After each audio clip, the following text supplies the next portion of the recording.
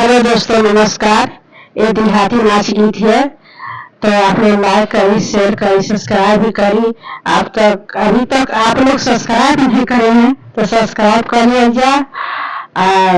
आप लोग सपोर्ट करिए, आगे उनको बढ़ाइए, अपना प्यार दुलार आप लोग दीजिए। इतना मेहनत करके वीडियो में बनाती हूँ। मेरे वीडियो में क्या खराबी है कि आप लोग वीडियो नहीं देखते हैं?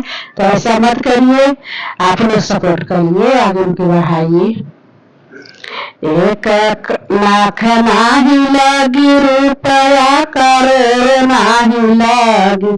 सैया कहीं ही बिना मन पिया बासुन, सैया कहीं ही बिना मन पिया बासुन।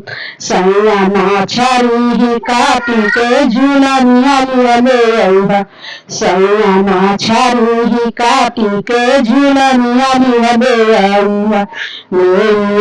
सैया हमके टिकवा ले, सैया हमके टिकवा।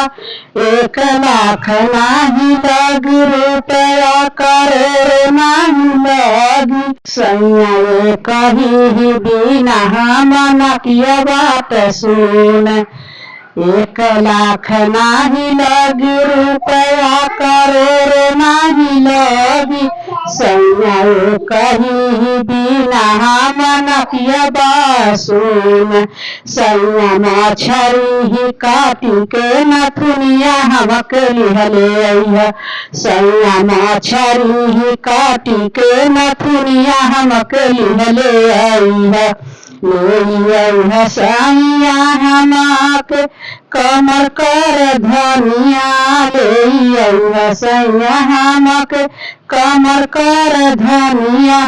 1,00,000 रुपया नहीं लगी, करोड़ नहीं लगी।